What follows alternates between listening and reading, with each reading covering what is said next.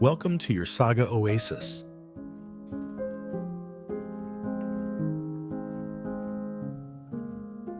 Four values of doing nothing. Just as a traveler on a long journey knows that they need to rest when tired, we too need to learn to recognize our own limits.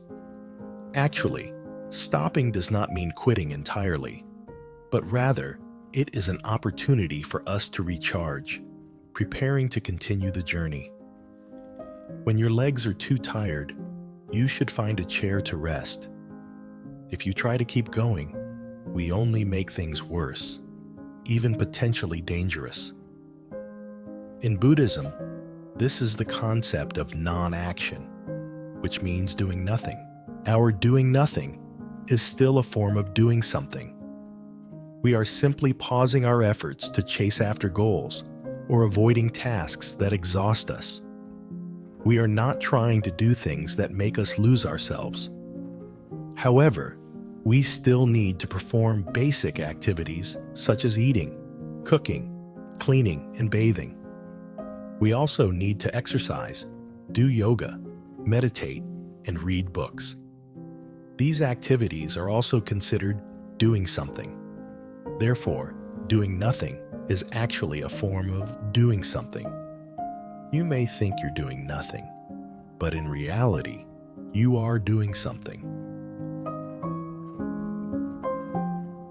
When do we need to practice doing nothing? We may encounter many psychological wounds in life, from the damages caused by loss, failure, or from the ugly words and actions of others. These wounds can hide deep within our hearts and minds, sometimes from childhood, and we may not realize they still exist. There are times when these wounds resurface, causing pain and affecting how we react to the world around us. We can become irritable, angry, or defensively overreact, sometimes pushing others away. These reactions can be manifestations of unhealed wounds. Like a tiger retreating to its den to lick its wounds, sometimes we need to retreat to take care of ourselves, to heal. We can temporarily escape from everyday life, resting for a week, 2 or 3 weeks, or even 1 or 2 months, depending on the severity of the wounds and individual needs to dedicate time to recovery. 4 values that doing nothing will bring to you. The first value of non-action implies that you don't always have to be busy. There are things you need to do, like reconnecting with yourself, with your breath, finding balance and peace. And there are things you shouldn't do, like talking too much, explaining, arguing, blaming, getting angry, causing suffering to yourself and others. The concept of doing nothing here refers to pausing major activities such as work or romantic pursuits, as they tend to drain our energy the most.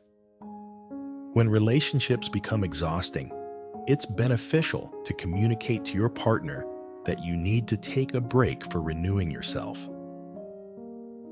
As for work, if you notice a decline in your recent productivity, tasks are being completed poorly, or leading to losses, you may request time off from your boss, perhaps for a week or 2, to give yourself a chance to reassess. Doing nothing should be seen as a positive way to recharge both mentally and physically, rather than as an energy-draining activity with no benefits. Instead of listening to sad music, browsing the internet, watching movies, oversleeping, or shopping, seek out activities that truly replenish your energy, such as solo travel to peaceful places, or participating in meditation centers to cultivate inner peace. The second value of non-action is not rushing or hurrying. Perhaps in the past, you may have feared that you had done many things hastily and hurriedly, only to receive negative emotions in return. But now, You can remind yourself to carry out everything calmly, deliberately, and enjoy the process of your work. Of course, not every task allows you to do everything leisurely. In a meditative environment, this may be easier, but life outside is always full of pressure. And sometimes you are forced to work quickly due to circumstances. But when you can take control, especially with personal tasks, you should do so calmly and unhurriedly. Perhaps you've developed a mechanism in your subconscious for working quickly and always rushing, causing you to miss out on many opportunities to savor life.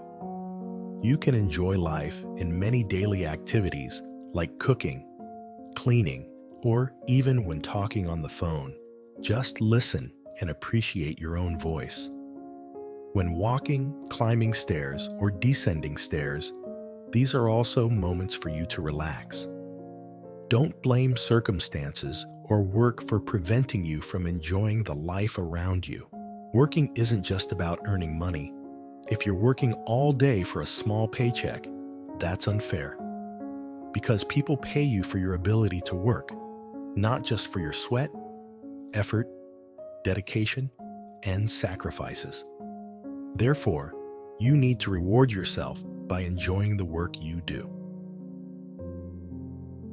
One way to do this is by working leisurely and slowly. You'll feel more relaxed and comfortable than working at a fast pace. Always work hard, not just for the recognition of others, but also for yourself, cultivating the excellent habit of dedication in every situation. By living and working this way, you not only create beautiful results that leave a personal mark, but also generate positive energy or good karma for yourself.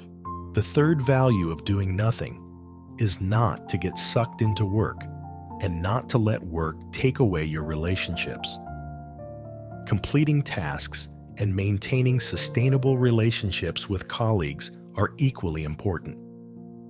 Strive to create a friendly, enjoyable work environment focused on common goals.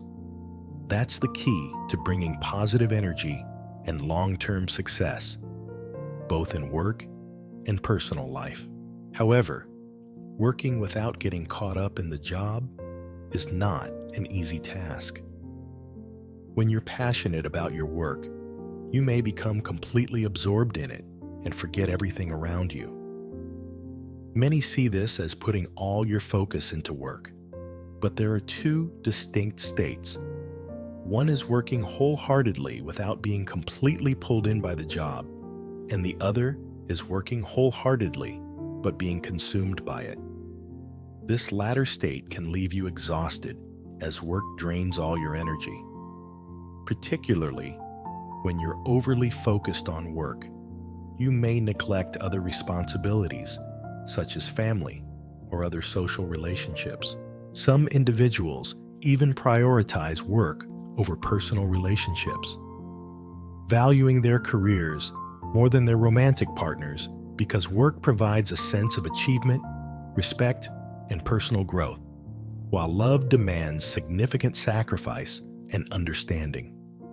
This leads some to prefer staying at work rather than going home, where they feel criticized rather than appreciated.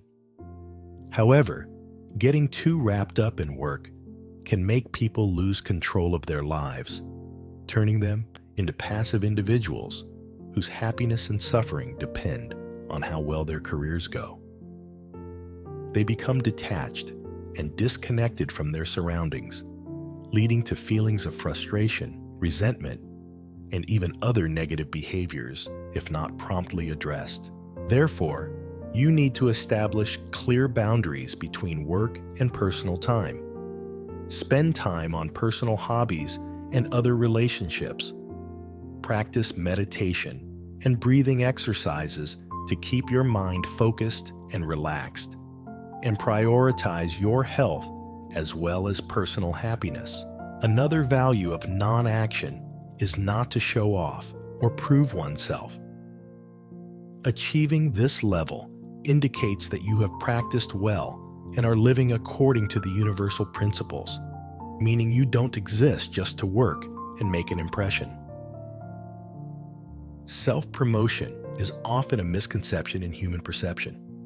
We think we need to stand out and be better than others. However, according to the universal rules, all individuals are equal.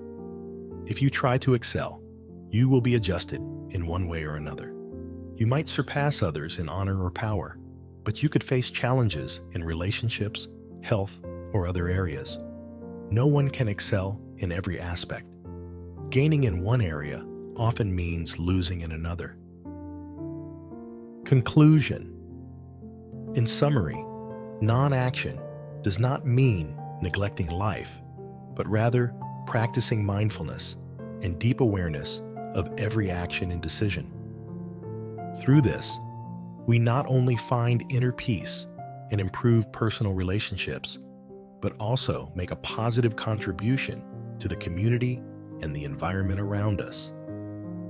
Therefore, incorporating the Buddhist concept of non-action into daily life is not just a lesson in freedom and liberation, but also a journey to discover the true meaning of life.